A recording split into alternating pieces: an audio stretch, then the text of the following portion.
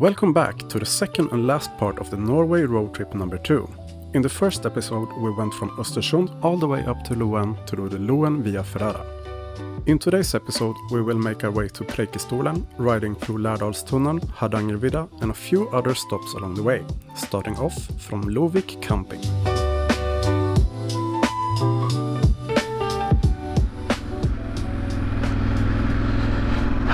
It's hot wearing all this gear, but I have no other place to have it. And we are starting off by turning right here. Here we go. I don't remember the exact route that we are going, so we will stop in a little bit to check the route. But yeah, let's just enjoy the view for a little while and say goodbye to Loen. Amazing. Just imagine, I climbed that whole thing, like, and I'm a half-fat, almost middle-aged man, and I made that. Incredible.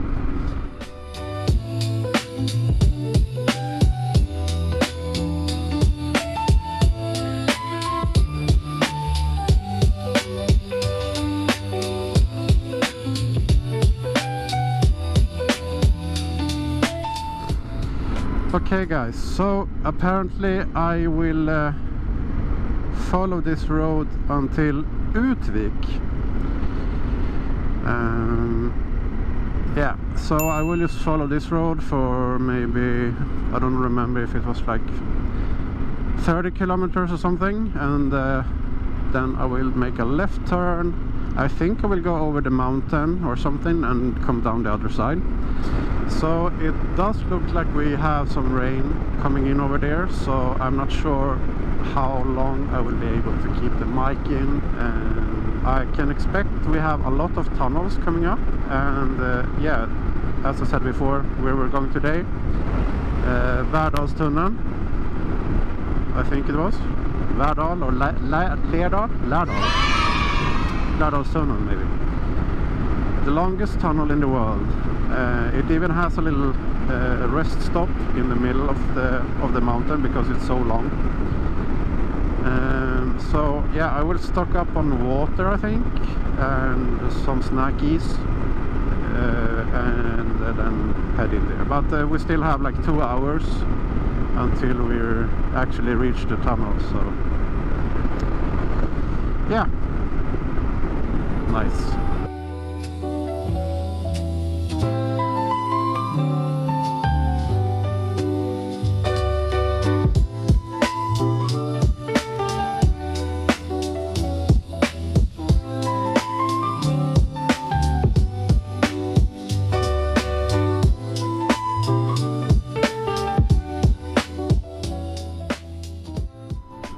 You can't help but feel amazed when you ride roads like this. It's like you're just surrounded by mountains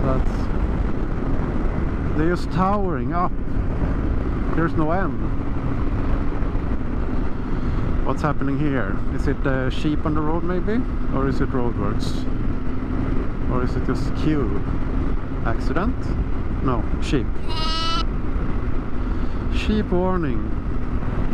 I found some little goat friends doing a real blockade of the road here. They are pretty cute though, but they ruin the flow of traffic a bit here.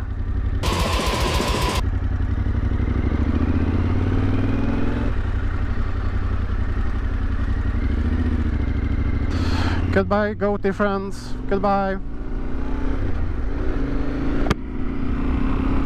And we continue through this amazing nature landscape.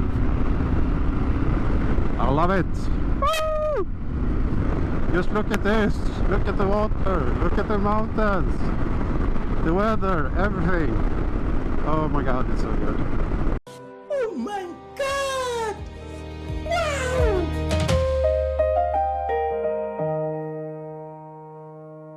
After the goat blockade, the journey continued through Skye, towards Sogndal and later Lærdal and the world's longest tunnel. But even though you plan your route beforehand, the Norwegian landscape can still surprise you with views you didn't even expect.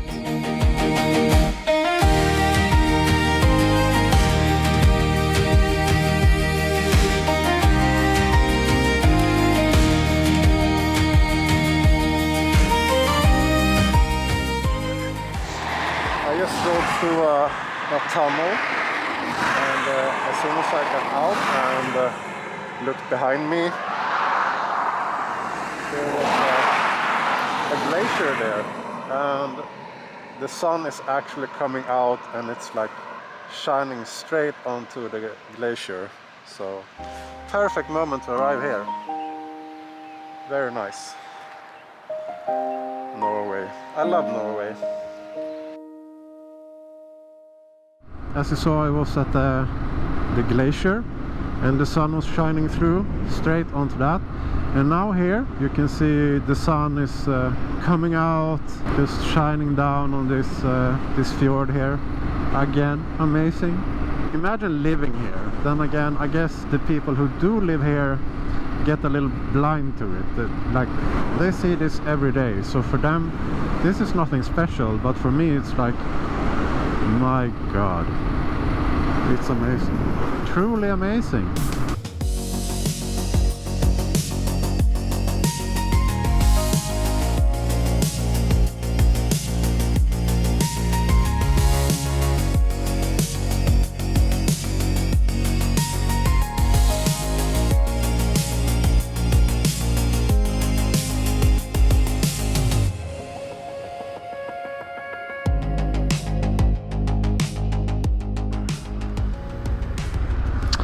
Okay guys, so this is what we've been waiting for. We are entering the world's longest tunnel. And once on the other side, I think I will go left, and I think that road takes me over the mountain. So here we go, Lærdalstunneln, 24.5 kilometers. And I believe in the middle of this there is a little resting area, because it's so long that they think a little resting area would be nice. So yeah, this will take a little while.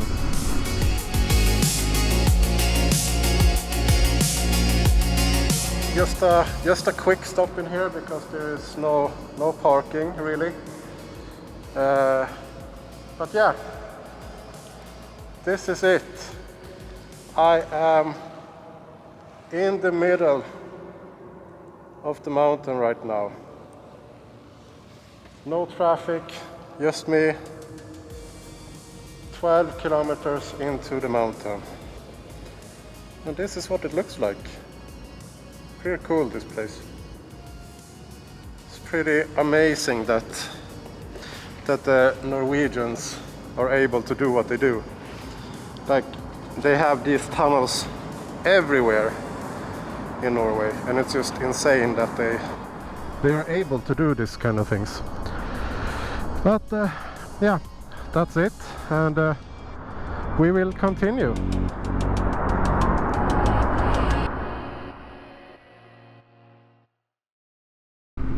That was it. We went through the tunnel and it was just as exciting as you might expect. A straight line for 25 kilometers. It went faster than I thought it would, and yeah, I had a quick little stop there in the middle, and right when we got out of the tunnel we turned left, because I think it should be possible to go over the mountain somewhere or between or something, and then go right like 60 kilometers further down and towards Stavanger, I think, so I can get to Preikestolen. I could have just gone the other road, the straight one, but this road looked a little bit more interesting, so I decided to turn off here instead and see what I can find.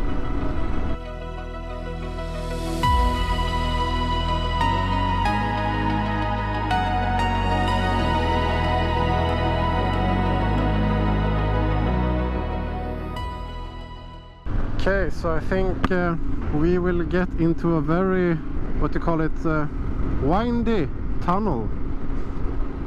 On the map here it looks like it goes like that all the way to up there somewhere, and then we should pass over the mountain, I guess, and go down into the valley on the other side, unless it's a tunnel all the way, but not sure about that. We had to wait for this guy for like 15 minutes, so hopefully we can go in any minute now.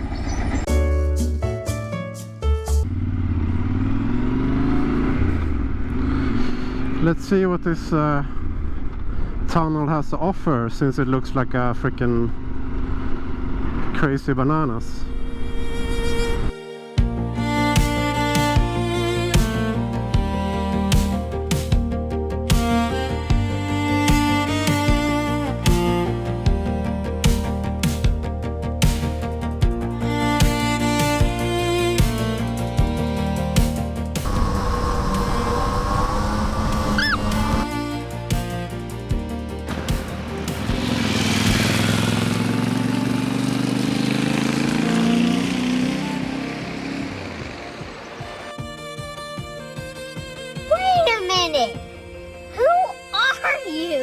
After riding through some really squiggly roads for a while, I ended up riding over Hardangervidda. I hadn't actually planned to pass through here, it just so happened that this is where I ended up. It was incredibly windy and cold, so I didn't get a lot of footage from this stretch of road.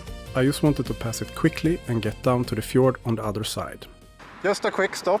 I'm at Hardangervidda right now. It is both vidda and Hardanger, I must say. It is also very, very cold, very, very windy, so I haven't stopped to record that much here. I just wanna hurry as much as I can, get down to a little warmer climate, and hopefully we'll get closer to Preikestolen tonight. Yeah. I still had a long way to go if I wanted to make it to Preikestolen before nightfall, and it was already late in the day. After getting down to Eidfjord on the other side, I got to ride a truly beautiful road alongside the fjord, with grape fields covering every bit of available space all the way down to Odda. But this is where today's journey would turn to the worse. About 30 kilometers before Odda, it started to rain, a lot, so I pulled over to take some cover from the rain and look through my options. Everything in Odda was fully booked, so I had to continue. About 15 kilometers later, I turned into Kyrping Camping to see if they had any cabins available, but they were out of rooms as well. In hindsight though, this is where I should have stopped and put my tent up for the night, but I didn't really like the location and thought I would find something better, and decided to continue. From this point on, the rain turned into monsoon, and it was truly miserable. I rode on and on trying to find a place with an available cabin, but now I could hardly see due to my visor being fogged up and everything I was wearing was soaked. I was cold and miserable and on the verge of a breakdown. I finally found Kyrping Camping and just thought, screw it, I need to get my tent up now. So that's where I ended up for the night.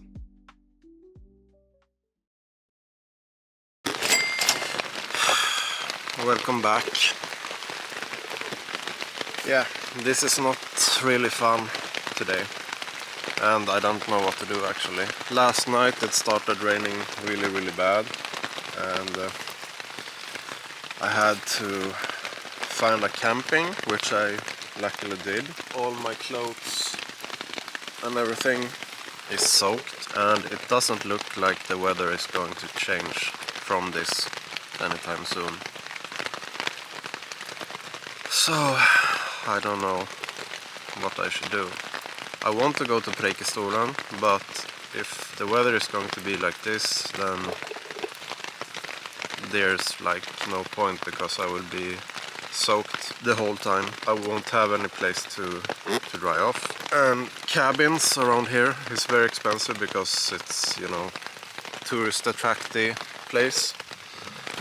So everything is super expensive. Yeah, we will see what happens.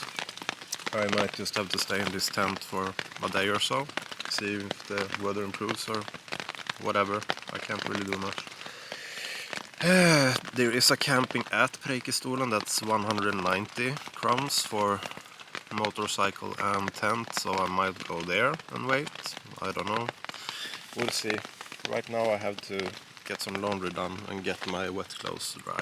So, yeah. Right now it has stopped raining for a little while. I have thrown in all my wet clothes into the washer, and then I will dry it for an hour, and then I guess I will get going.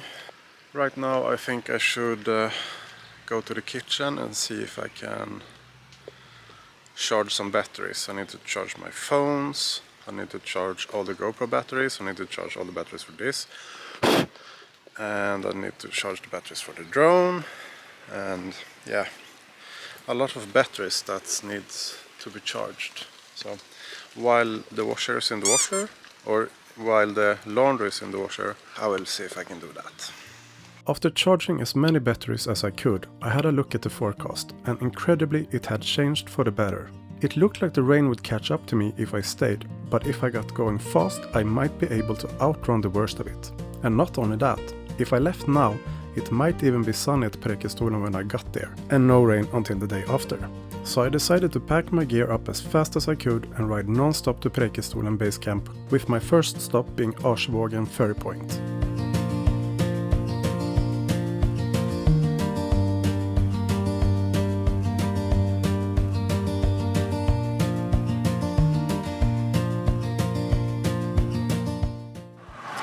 Okay, so I'm gonna have to make this quick.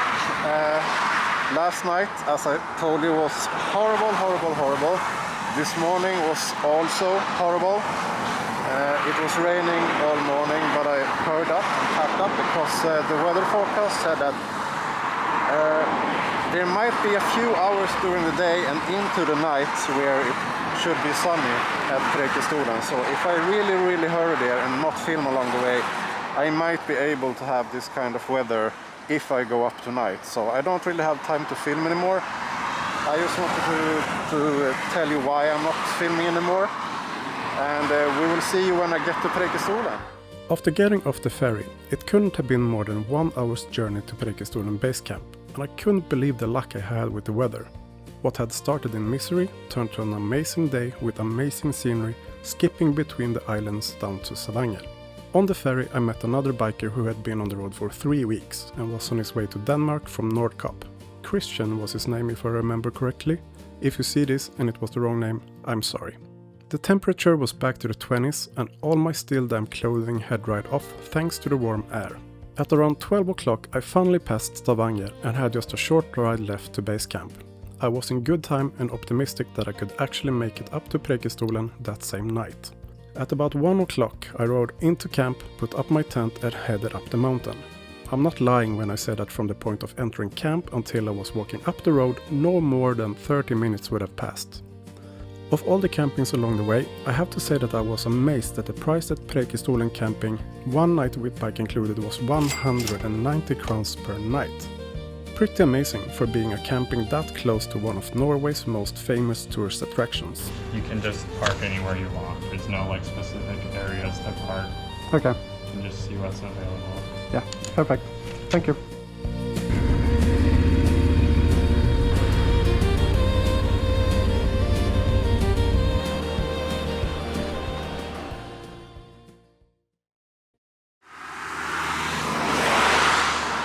I made it to Preikestolen at least, so or at least a camp.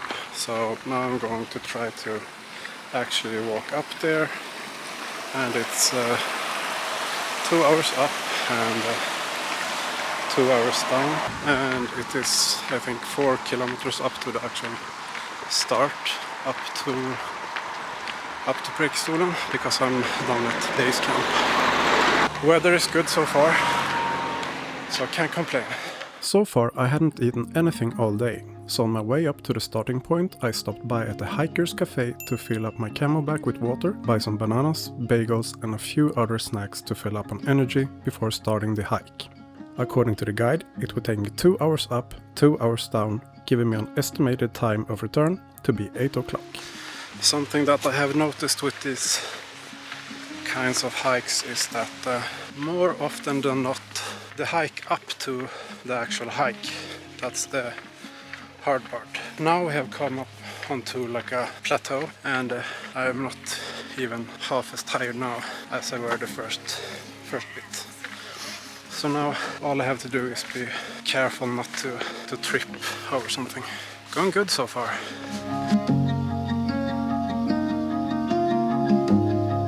Very beautiful, very nice, and I have to say I'm happy that the sun is not out, because had it been sunny and no clouds at all, it would be really, really hot.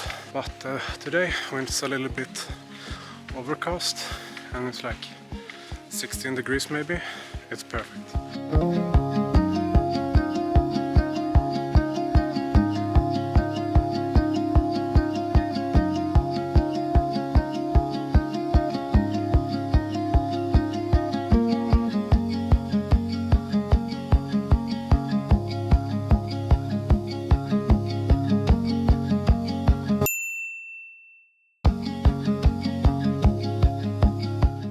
It was a good thing that I brought the extra shirt and my windbreaker, because up here it is actually a little bit windy. I think we only have like 1 kilometer left now, so not too far to go.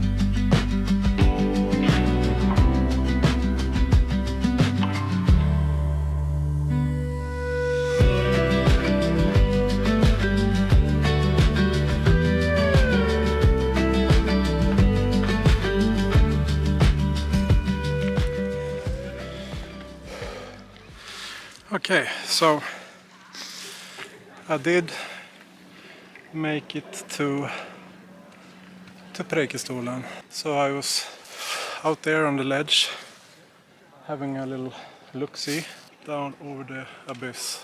It was well worth the hike up here. But yeah, it took 2 hours, almost like it said it would. So yeah. Now I will just eat a little bit and then hurry down to camp for the night.